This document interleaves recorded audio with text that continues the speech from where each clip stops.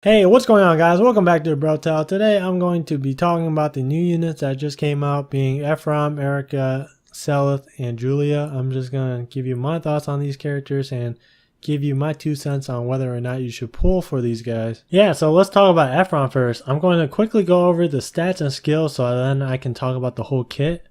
So here are his stats. He has fairly high HP and defense, really good attack, but horrible, terrible, god-awful speed and resistance. His weapon is Sigmund. It grants adjacent allies +3 attack through their next action at the start of each turn. And his special is Moonbow, which has a 2-turn charge, and its effect is basically ignore 30% of enemies' defense and resistance. His type B passive is Seal Defense 3, which says after combat, foe suffers -7 defense through his next turn.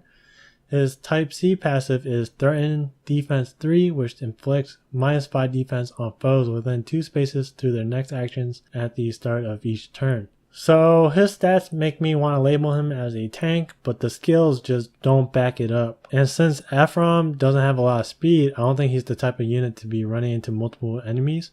Instead, you want to use him to bait physical attackers to attack him, so then Efron can counter, and then on your turn you can finish off that same unit with Efron. If you do it this way, it'll reduce a lot of damage. And I'm pretty sure Efron can pull this off with any enemy unit in game. He has enough HP and defense to, I think, live from any axe user in the game, including 4 hits from Camelia's Brave Axe and 2 hits from Hector.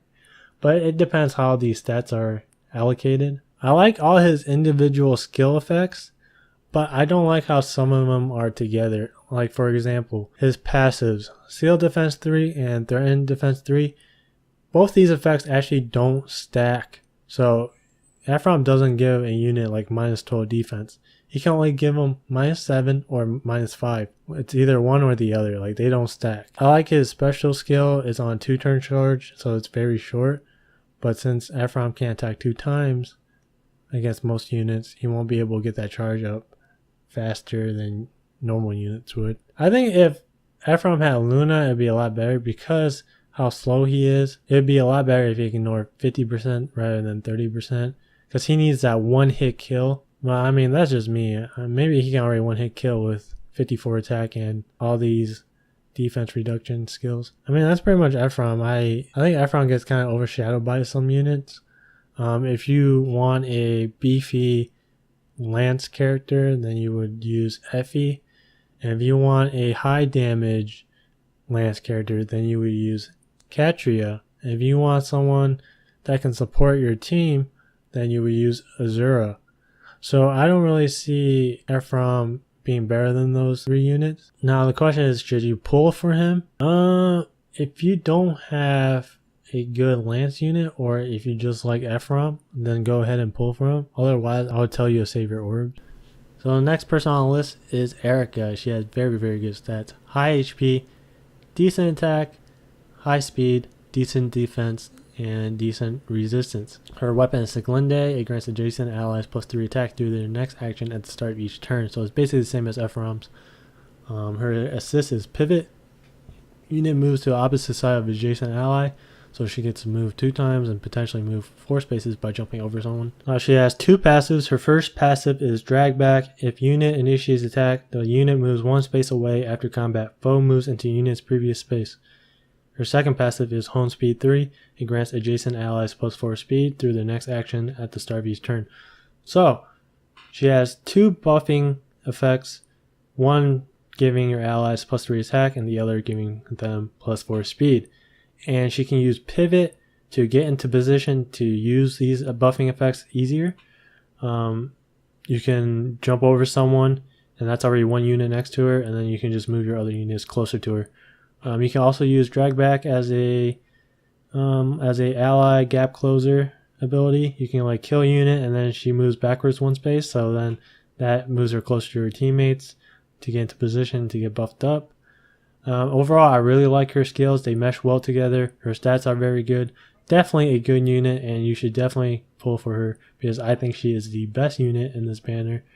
There's not really much to Erica. She's just a buffing machine with good stats.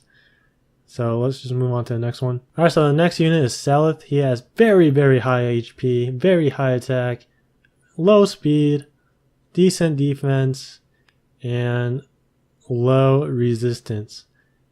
He shares the same fate as Efron, low speed, low resistance, but high in the other 3 stats. Which means he's going to get blown up from mages as well. His weapon is Turfing. It grants him +4 defense in battle if unit's HP is at 50% or lower. I don't like how he has to be at 50% or lower. I don't know why they can't just give him +4 defense. His assist is Rally Speed, grants speed +4 to adjacent ally until the end of turn. I don't know why this is an ability. I think you should be able to give him more speed than +4, because if you look at Erica, she has a AoE buffing effect, where she doesn't have to waste her turn to buff someone. She just has to stand next to them and it'll buff them automatically. So I don't know why Rally Speed only gives 4, because it wastes your turn. Yeah, I just don't like the ability. Passive is HP +5. Pretty simple. It grants him +5 to max HP. And his last passive is Brash Assault 3. Unit automatically makes a follow-up when at 50% HP or lower and attacking a foe that can counter. So if he's at 50% or lower, he basically gets to attack 2 times before the enemy gets to attack, which I guess is a very good skill to have since he has really low speed. I would rather have him have a different passive in exchange for higher speed, so then he can always attack 2 times and not get doubled by enemies. So let's talk about his kit. I don't like this character. It's unfortunate that I got him because I really don't like him. I don't like these passives where they just give you stats like Turfing and HP +5. I think it's a waste of an effect. This guy doesn't have a special. Rally Speed is I don't like this ability at all. And Brash Assault is good for his kit, but I think having higher speed and having a different type of passive would help him a lot more. If you compare this ability with Lynn's Soul Caddy, is exactly the same, except Lynn can use it better because she has Gale Force. Gale Force lets Lynn move again after attacking. She can go in and kill someone, then use Gale Force to get out, or she can use Gale Force to attack another unit and potentially kill 2 units in 1 turn. Stealth can't do that. He can only kill 1 unit and basically die. And he has to be at 50% or lower HP, so he will die. Yeah, so he's a very lackluster character. He's the worst character out of the 4. You should definitely not go for him. Even if you like him, don't even go for him. This guy's bad. And there's not really much to say about this guy either. His skills are very simple, and his kit is very simple as well. So let's go on to the last one. So the last of the 4 characters is Julia. Her stats are not that surprising. They're typical for mages in this game. Decent HP, very high attack, decent speed, very low defense, and very high resistance. So her weapon is Naga, effective against dragons, grants defense and resistance +2 when this unit is attacked. Dragon Fang has a 4 attack charge. It grants her 50% to attack. Her first passive is resistance +3. It grants her more resistance. And her last passive is Breath of Life 3, which makes her really special as a unit. Because if she initiates attack, adjacent allies recover 7 HP after combat. So let's talk about her kit. Obviously she's a dragon killer. So I think she is the first dragon killer that's a mage. Her special is Dragon Fang. Gives her that extra damage.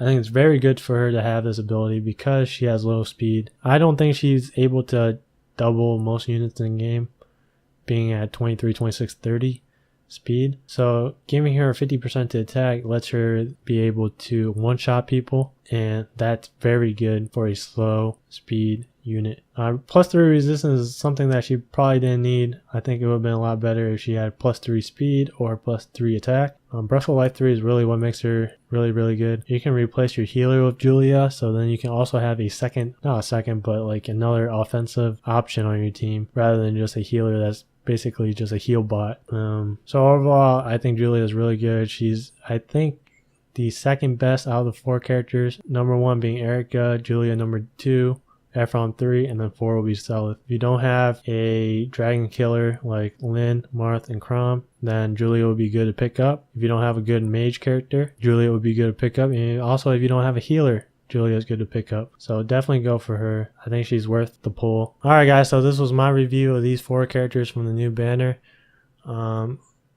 next time when I do these type of videos, I want to try to get them out faster. I know I was kind of late on this one. It's like 4 days late or something, but it was my first time doing it, so I didn't know how I wanted the video to be. Should expect one of these videos next week because there is that banner coming out on the 27th, so I want to review those 4 characters, being Hawkeye, Fur, Otiki, and I forgot the last unit. But yeah, I'm going to do those 4 characters, and I'm going to start doing the arena videos real soon, probably tomorrow. Thank you for watching, and I'll see you guys in the next video. Peace.